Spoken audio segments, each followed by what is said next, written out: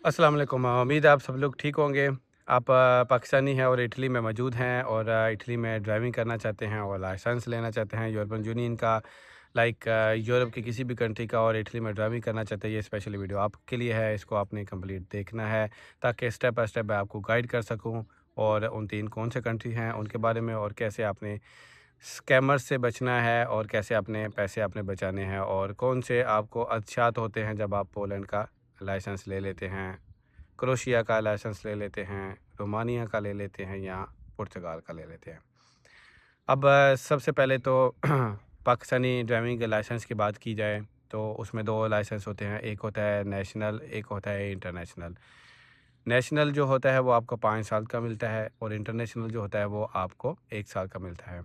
और अगर आपने असाइलम ली है इटली में, आप लीगल आए हैं या इल्लीगल आए हैं और आपके पास 6 मंथ की प्रीमिसेस से जोड़ना है किसी भी तरह से हैं, या आपके पास डॉक्यूमेंट हैं और अब आप सोचते हैं कि ड्राइविंग लाइसेंस करना चाहिए, आपने ट्राई दी है और आप थ्योरी नहीं कर पाए, तो अब आप अपना पाकिस्तान में ड्राइविंग का लाइसेंस बनवाएंगे। नेशनल लाइसेंस जो 5 साल का होगा, पर जो अपने सिटी के हिसाब से होगा। अब आप गुजरात से हैं, इस्लामाबाद से हैं, लाहौर से हैं, वहाँ से अपना ड्राइविंग का लाइसेंस बनवाएंगे, साथ एनओसी लेटर लेंगे और यहाँ पर इटली में आ जाएंगे। अब यहाँ से इटली से आप पुर्तगाल में, रोमानिया में, पोलैंड में आप वहाँ पर जाएंगे, अपना वहाँ पर टीआरसी के लिए अप्लाई करेंगे। टीआरसी मिलने के बाद, जो टीआरसी होती है टेम्परेरी रेजिडेंस परमिट होता है, वो मिलने के बाद अब वहाँ पर आप अपना ड्राइविंग का लाइसेंस का दुमादा करेंगे, अप्लाई करेंगे। मैं इस वक्त मौजूद हूँ इटली में। सबसे पहले आप मेरा चैनल सब्सक्राइब कर लें और बेल आइकन के बटन को प्रेस कर लें, ताकि बहुत काफ़ी helpful videos step by step मैंने अपलोड की हुई है, ताकि आप मज़ीद इन्फॉर्मेशन के लिए आप मुझसे कमेंट्स में रब्ता कर सकते हैं। बायो में मेरा टिकटॉक और इंस्टाग्राम का अकाउंट है, और टिकटॉक के अकाउंट में मैंने अपना नंबर मेंशन किया हुआ है इटली का, जो कि आप व्हाट्सअप कर सकते हैं। अब आपने बचना कैसे हैं, पोलैंड के जो लाइसेंस होता है, जब आप कन्वर्ट हो जाते हैं तो आप वहाँ पर थ्योरी नहीं देते, टेस्ट नहीं देते, तो आपको एक लाइसेंस 10 साल का इशू कर दिया जाता है, जो कि एक रीन्यूएबल होता है। अब आप उस पर इटली में, जर्मनी में कहीं पर भी ड्राइविंग कर सकते हैं। जो कोड, टेक्निकल बात है कोड की, जो कोड लिखा होता है 70, अब उसका क्या मतलब होता है? उसका मतलब ये होता है कि अब आपने इस कंट्री में अपना ड्राइविंग का लाइसेंस चेंज करवाया है यूरोपियन यूनियन में, जो कि यूरोप के सब कंट्रीज़ में वैलिड है। अब आप जो है उस कंट्री में आपने थ्योरी टेस्ट नहीं दिया और आप प्रैक्टिकल भी नहीं दिया। अब आप चाहते हैं कि अब आप इटली में उसको चेंज करवाएँ।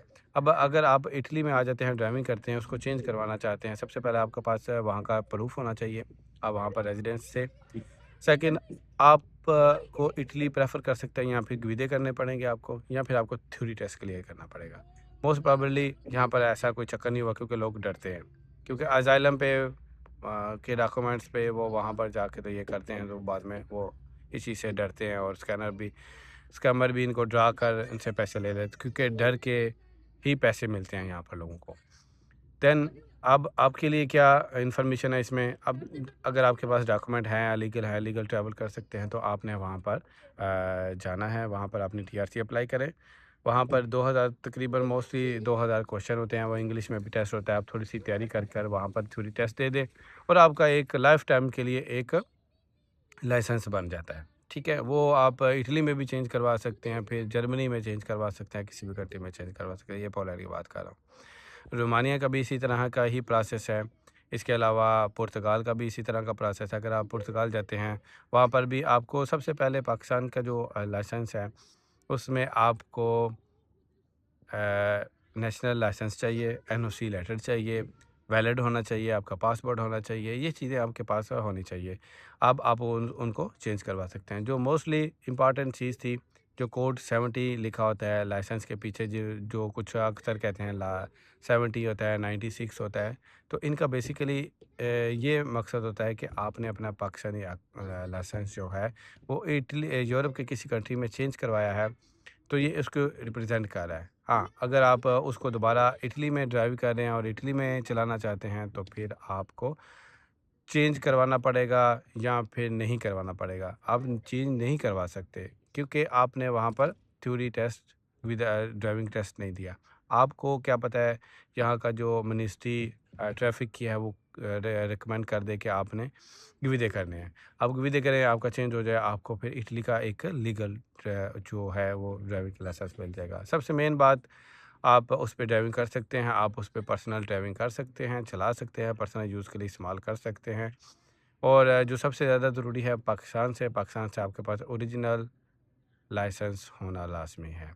तो जो लोग ये कहते हैं कि आप वहाँ पर ड्राइविंग नहीं कर सकते, बहुत से मसले मसाइल हैं, ये सारी ये जो है आपको डराया जाता है ताकि आप हमसे रब्ता करें और हम आपको इससे आपसे डर से आपको आपसे पैसे चार्ज करें। तो इन चीज़ों से बचना चाहिए। बाकी इस वीडियो को आपको अच्छी लगी और कमेंट में अपने लाज़मी बता देना। वीडियो को शेयर करें। अल्लाह हाफ़िज़।